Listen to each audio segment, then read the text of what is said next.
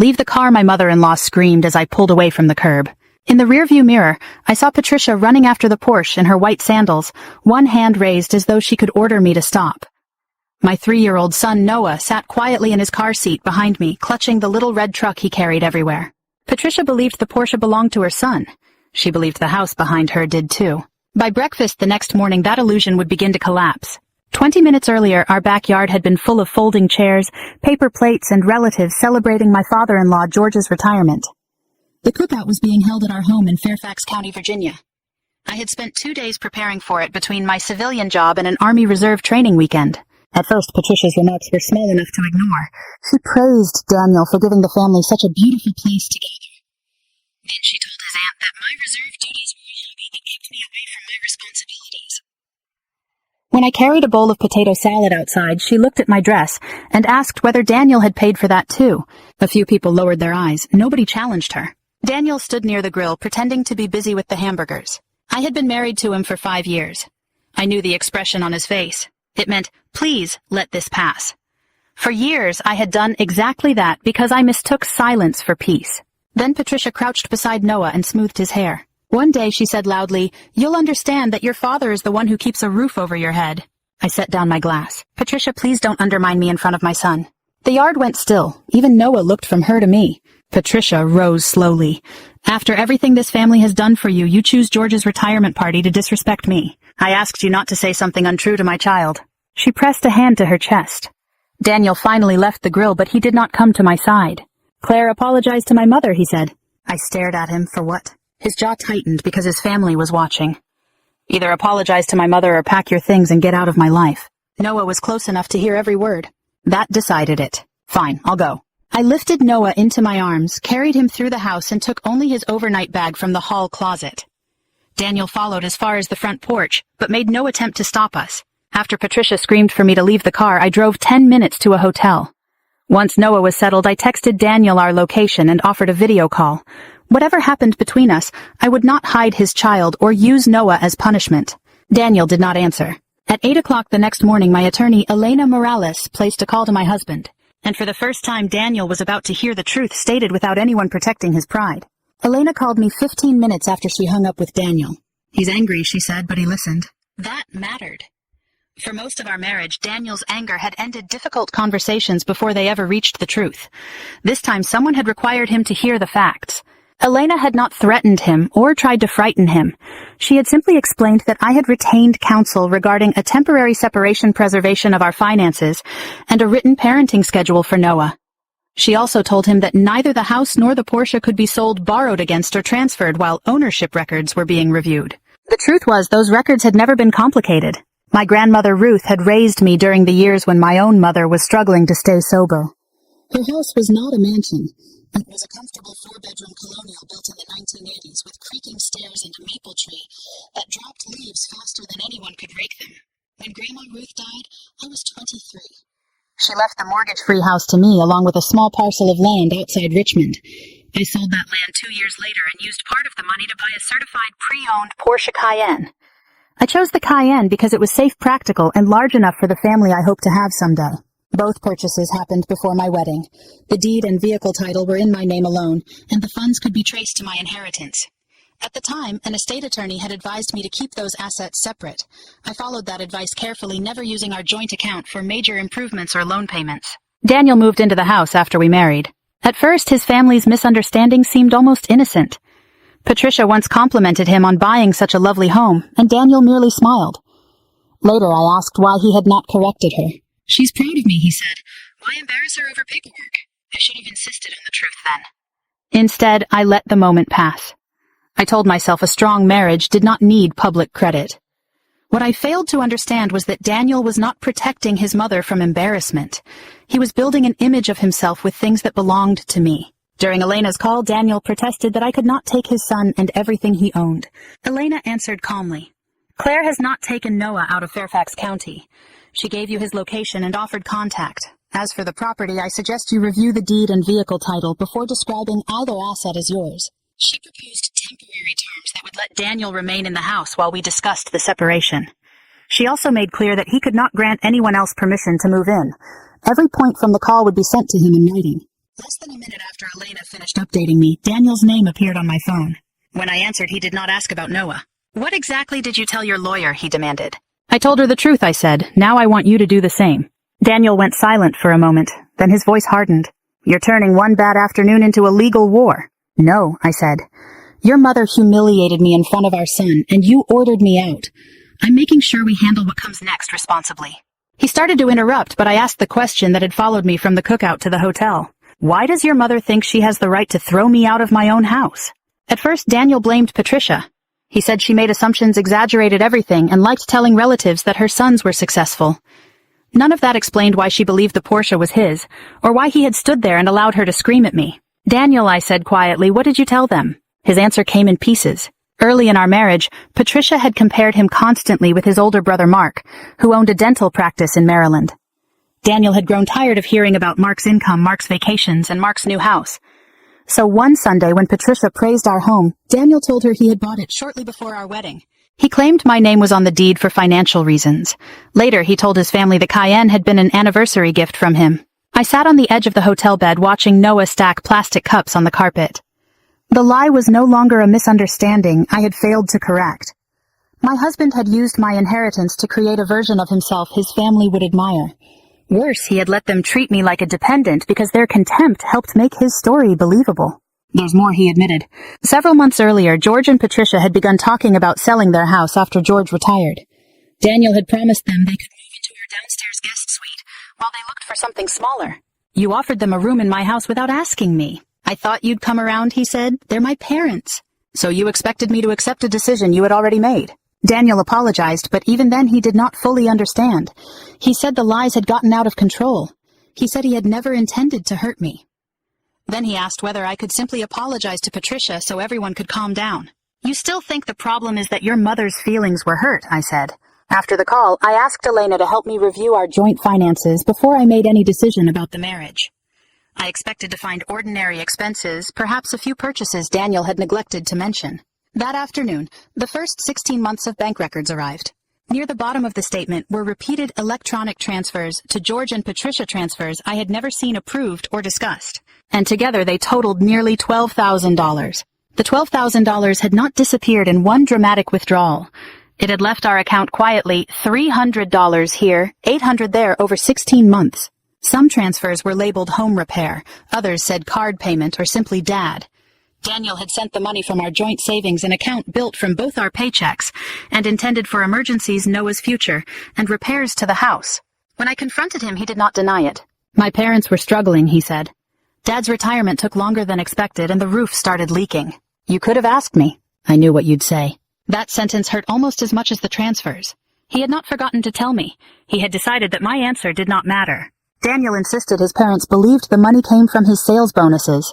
That did not excuse Patricia's cruelty, but it meant she and George had not knowingly taken money from me. Elena helped me slow down before anger made my decisions for me. I wanted to move every remaining dollar out of the account, but she reminded me that joint funds should be handled carefully during a separation. Instead, I redirected my future salary to a new account in my name, downloaded the statements, activated transaction alerts, and left the existing balance untouched while she reviewed our options. We also sent Daniel a proposed temporary parenting schedule. It gave him regular time with Noah and required both of us to share information about daycare, medical care, and overnight locations. I wanted a record showing that I was protecting our son's routine, not punishing his father. 2 days later, Daniel rented a furnished apartment near Noah's preschool. He returned his house key voluntarily and collected his clothes at an agreed time while Noah was with me at the park. Watching him carry boxes out of the home where we had planned to grow old was painful. Consequences do not stop hurting simply because they are deserved. Patricia reacted differently. She called relatives and said I was using money lawyers and my army connections to destroy her son. One cousin sent me a message asking whether I had really stolen Daniel's house. I typed a reply, deleted it, then placed my phone face down. I could have posted the deed, the title, and every bank transfer online. For one angry minute, I wanted everyone to see exactly who had lied. But public humiliation had helped create this mess. I would not use the same weapon and call it justice. George was the first person in Daniel's family to question the story. He called me that evening, sounding older than he had at his retirement party. "Claire," he said, "Patricia says the house is Daniel's." "Daniel says it isn't. And now I'm learning the money he gave us came from your joint account." He paused. I think this family needs to hear the truth from beginning to end. I agreed to one meeting in a neutral place, but I gave him a condition. I won't expose Daniel for him, I said. If we meet, he tells all of you himself.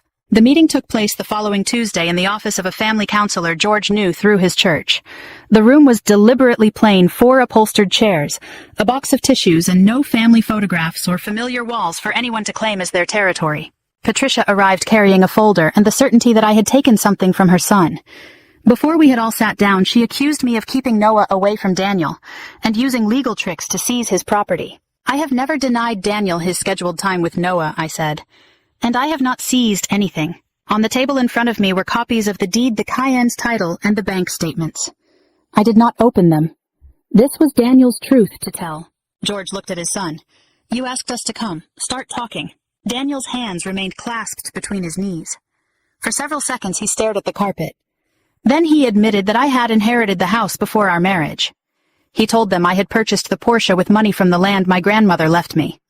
There had never been a mortgage for him to pay, and neither property had ever belonged to him. Patricia's face changed, but Daniel continued. He admitted telling them he had bought the house. He admitted presenting the Porsche as his anniversary gift to me. He told them I had never invited them to live in the guest suite and had known nothing about his promise. Finally, he explained that some of the money he had sent them came from savings built with both our incomes. George leaned back as if the air had left him. Patricia turned toward Daniel. You let me say those things to her while you knew the truth. Daniel swallowed. Yes. Why?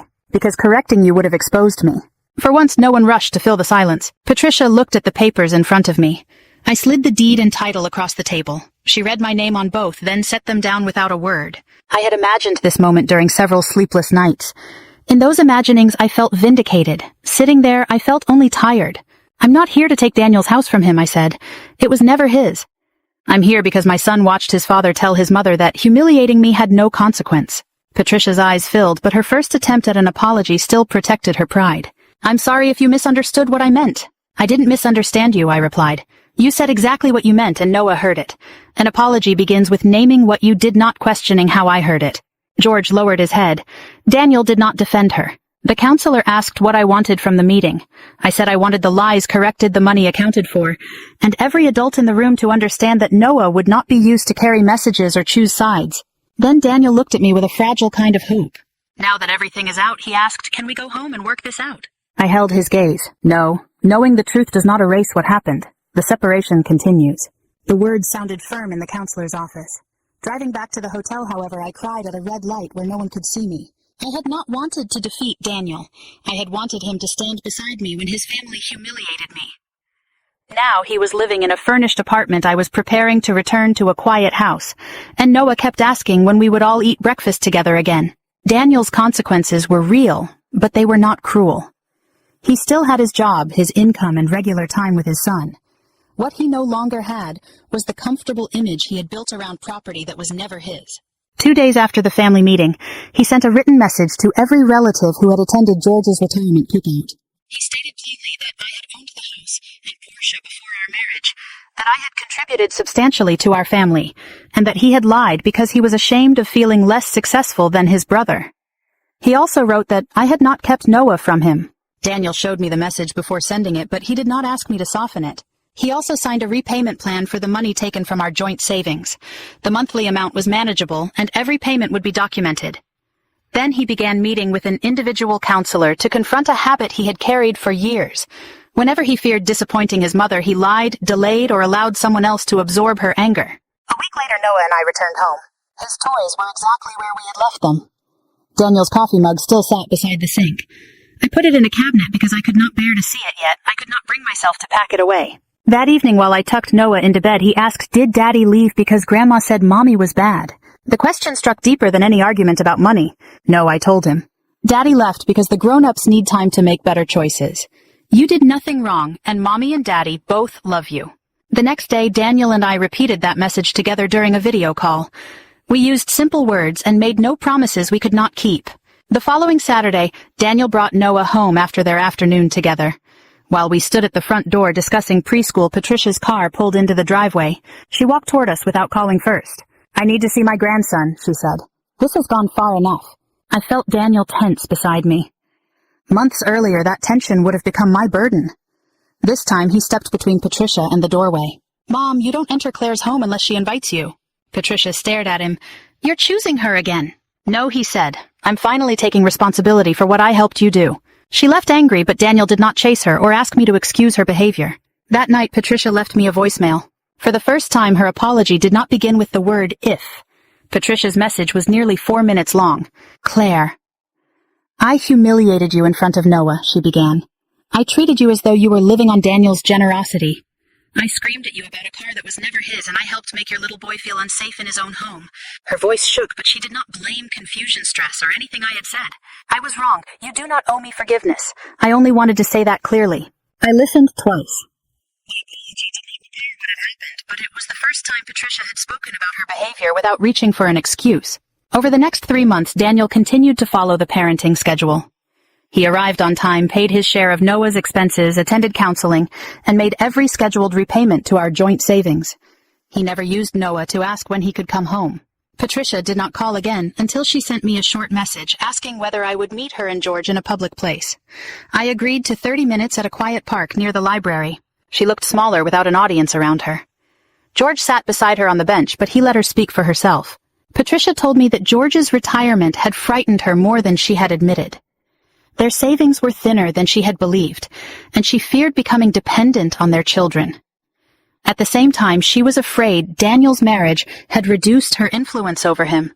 His stories about the house, the Porsche, and his success reassured her that she had raised a son who could protect everyone. "So I clung to that picture," she said. "And when you challenged it, I treated you like the threat." I appreciated her honesty, but I did not let understanding become permission.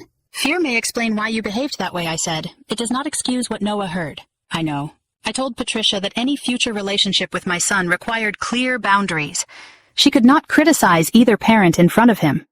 Visits had to be arranged in advance. My finances and military service were not subjects for family gossip, and entering my home or spending time with Noah would happen by invitation, not demand. She did not argue. "I'll follow your rules," she said. "They aren't punishments," I replied. "They are the conditions that make a relationship safe." I offered her a gradual path back into Noah's life, brief planned visits, with no pressure on him, and no expectation that I would pretend everything was normal. I was not ready to forgive her, but I was willing to notice changed behavior. That evening, Daniel called after Noah was asleep. "My counselor thinks we should meet together," he said. "Not so I can talk you into taking me back. I need to understand whether I destroyed something we can't rebuild." I looked around the quiet kitchen where his coffee mug remained hidden in a cabinet. "I'll attend," I said. "But counseling is not a promise that you're coming home." "I understand." For the first time, I believed he might. I agreed to 90 days of marriage counseling with one condition. "We are not here to decide how quickly Daniel can move home," I told Dr. Evelyn Carter, our counselor. "We are here to learn whether trust can be rebuilt at all." Daniel nodded. Months earlier, he would have argued. Now he listened without defending himself. During our third session, Dr. Carter asked him a simple question. "Whose approval were you protecting at the cookout?" Daniel looked down at his hands. "My mother's, and I protected it at the expense of my wife and my son." Hearing him say it hurt, even though I already knew. He explained that Patricia's disappointment had frightened him since childhood. Whenever she compared him with Mark, he felt like the lesser son. Instead of enduring that feeling honestly, he manufactured success. Each lie gave him temporary relief and demanded another lie. Then Dr. Carter turned to me. "What did silence protect for you?" I wanted to say it protected our marriage. After a long pause, I answered more honestly. "It protected me from conflict." I told myself I was keeping the peace. Really, I was teaching Daniel that I would absorb disrespect to keep everyone else comfortable. That admission did not make me responsible for his lies, but it helped me recognize my own pattern. I could not build a healthier marriage by returning to the same silence. Dr. Carter gave us a distinction I carried home with me. "Forgiveness is personal," she said. "Access is earned. Trust is evidence gathered over time." So I watched the evidence.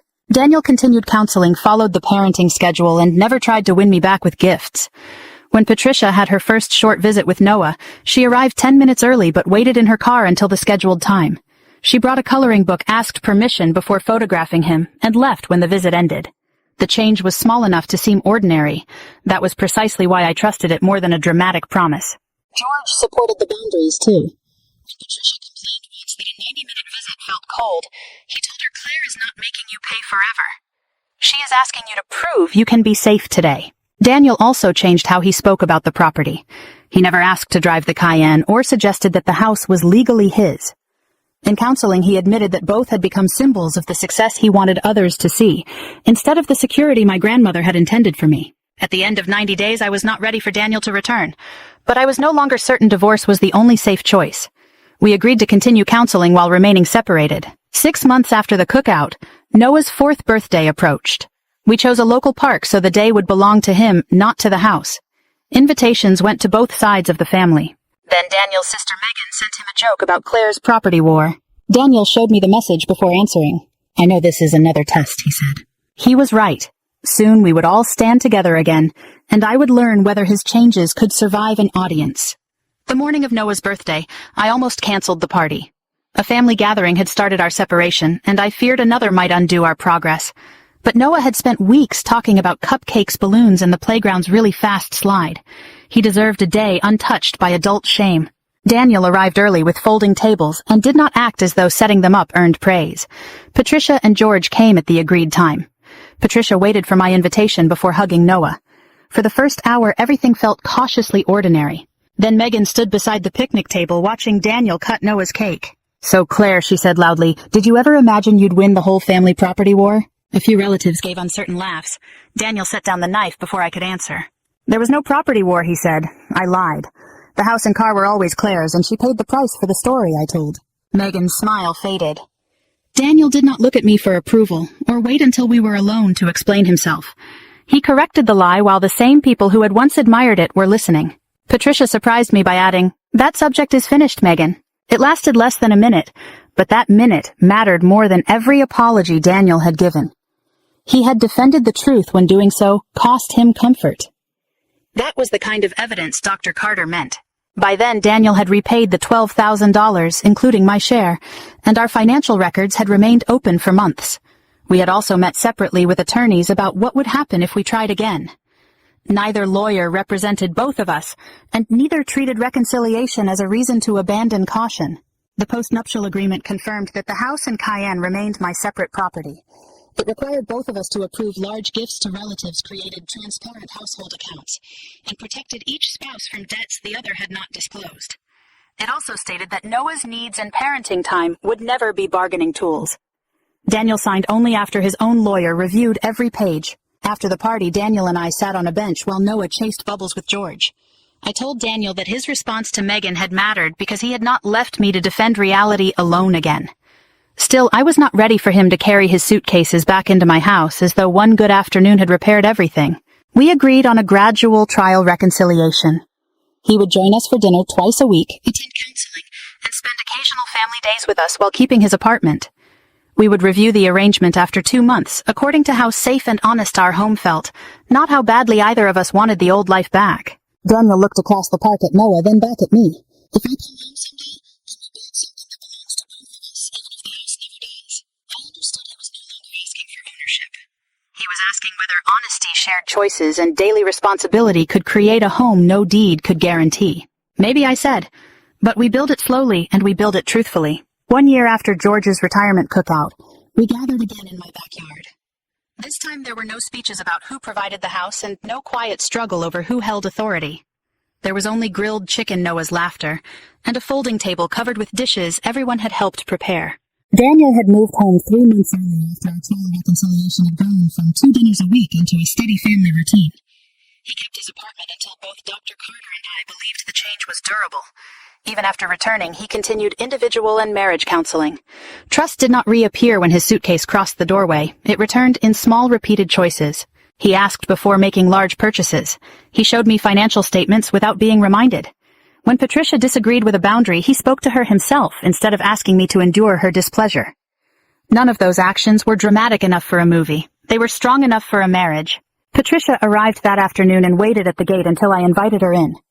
She asked before making plans with Noah and never again suggested that Daniel was the only person supporting our family. Our relationship was not intimate, and I did not pretend the hurt had vanished.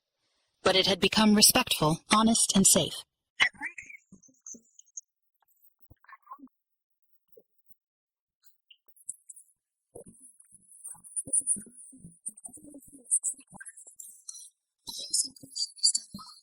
That was not my victory.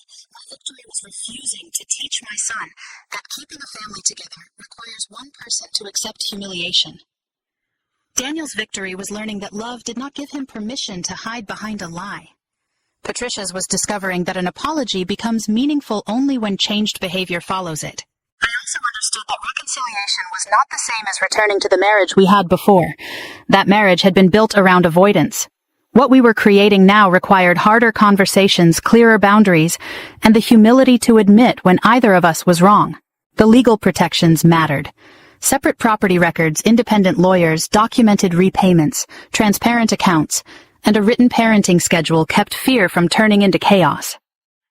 But no deed contract or bank statement repaired our family. Only truth, accountability, and consistent action could do that. Before dessert, Daniel stood beside me while Noah carried napkins to the table. He did not call the house his, mine, or ours. He simply said, "I'm grateful to be home." This time, the word home sounded like responsibility, not ownership. My son did not learn that the loudest person owns the house. He learned that love means telling the truth, respecting boundaries, and earning your way back after you have broken someone's trust.